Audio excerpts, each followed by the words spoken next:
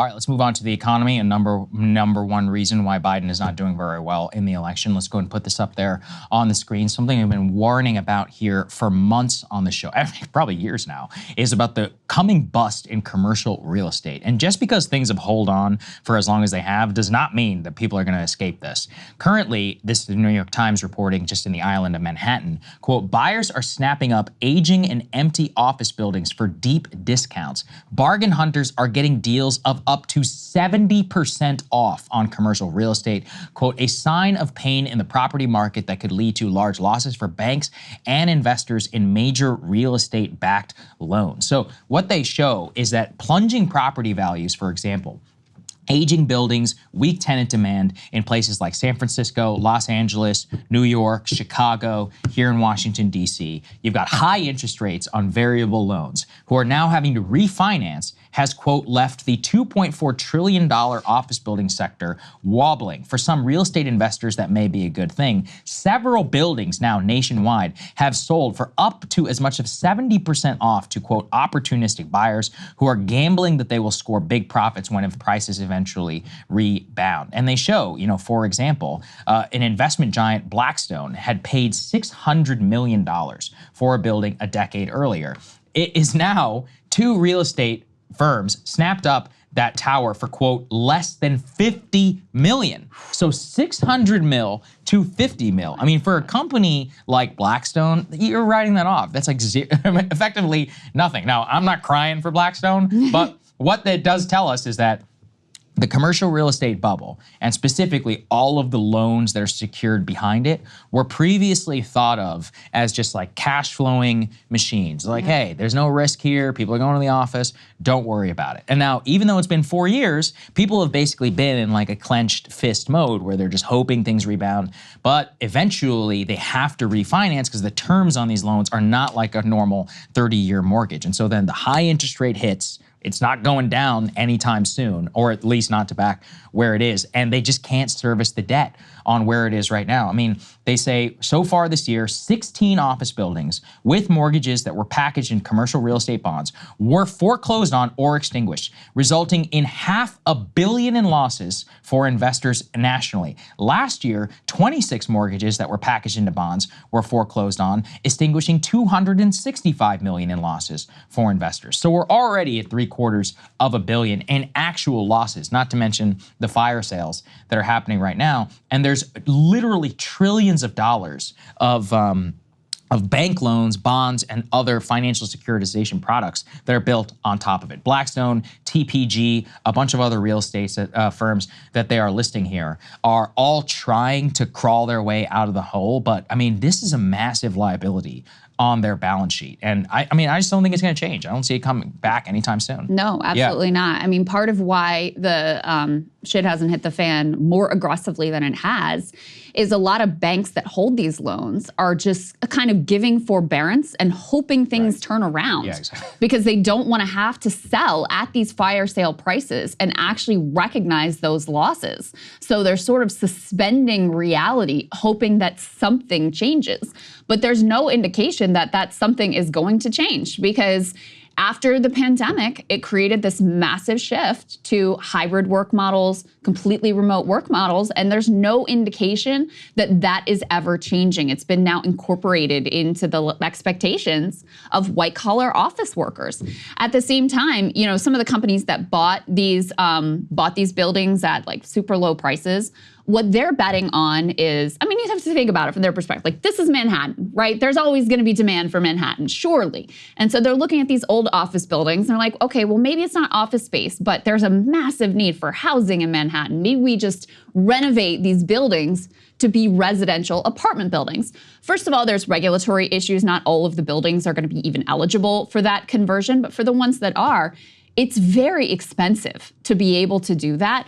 And then if it's an older building, to try to upgrade it to have the level of amenities that someone paying that price would expect can be very close to impossible. So there's a lot of obstacles in the way of converting these buildings from what their prior use was to what a more appropriate and use in demand would be now. So that's why this is very difficult and how it's hard to see how this dynamic is going to change. Now, many banks are really diversified and they can afford to take these hits, and it's not going to send them under. But there are others that have specialized in these types of loans that are really going to face a reckoning. So prepare yourself for, a future of more bailout conversations, because I do think that's where we're headed. They say in this New York Times report that one group of analysts is predicting this year and next year are going to be the 2 worst years on record for office buildings in terms of the amount of floor space that tenants are giving back or vacating across the country. So at a certain point, the economics just don't work. At a certain point, the banks realize the situation is not getting better. We just have to eat these losses. And that's when we'll really see what this reckoning entails. Yeah, I think you're right. I mean, immediately, really what we see is that there's billions and billions. The banks are just hoping that they can go past it. We had a fundamental shock to the economy. The question is can they wait it out? Let's put this up there on the screen. There's a couple ways that you could slice this. The Fed is currently projecting a 1 cut this year in rates, but not necessarily to the levels that people, are hoping for. The central bank, is currently in a range between 5.25 to 5.5%. They say that the Fed may reduce rates a little bit this year, but the reduction in the rate is not anywhere close to, the 2 or 3% that we previously had seen. The inflation report, it says effectively flat at 3.3. I talked yesterday about the CPI and some of the issues with that. But regardless, really what we're seeing is that these high interest rates are really crushing a huge portion of the economy and increasing and fueling both reduction in consumption, which is their actual goal, is to try and get everybody to reduce the amount of consumption. It's squashing a lot of businesses' ability to expand. There's a lot of stuff going on. But overall, I just think that you can see, banks and commercial property, et cetera, they have luxuries that you and I and other people don't have, Krystal, is that they can get, a $1 trillion bank to just put them into forbearance. If you're, having problems if you have an adjustable rate mortgage, I have a friend with one, his is about to spike significantly high. He's like, dude, I might need to sell my house. I don't know what I'm gonna do. Wow. I cannot afford this mortgage payment. We don't have that luxury, and nobody's putting us into forbearance. Yeah, that's right. And so they're happy to take that hit. They don't mind that. Yeah, for you, they're like, screw you, sell the house, we're gonna take it. Or, you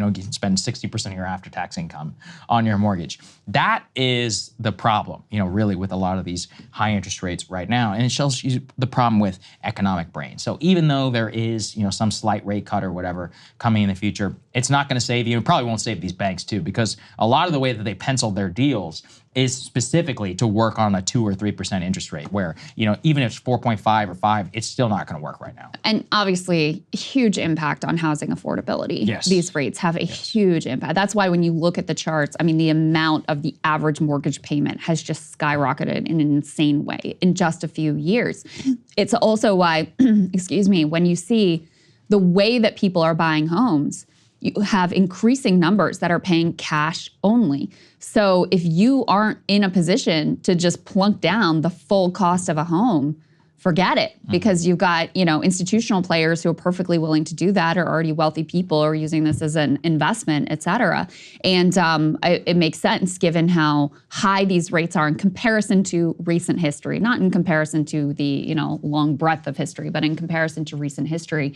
And given how high housing prices are now, it's just made it wildly unaffordable. So these rate hikes by the Fed have had, really mixed impact on the economy. And one of the primary, the primary group I think that has been hurt are people who were hoping to purchase homes and now are just completely shut out of that.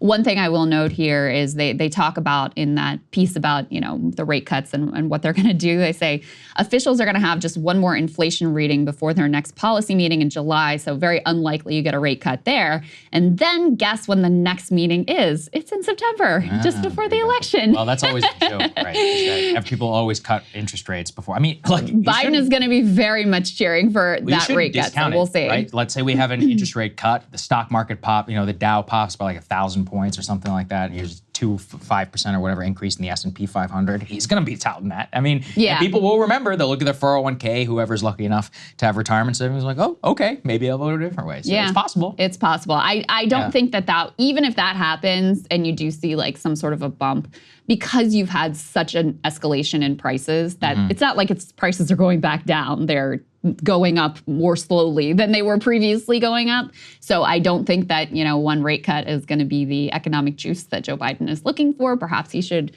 consider having an actual policy agenda with regards to that. Just a, suggestion, friendly suggestion here. But there's no doubt they'll be hoping for that going forward. Absolutely. Hey, if you like that video, hit the like button or leave a comment below. It really helps get the show to more people. And if you'd like to get the full show ad-free and in your inbox every morning, you can sign up at breakingpoints.com. That's right. Get the full show, help support the future of independent media at breakingpoints.com.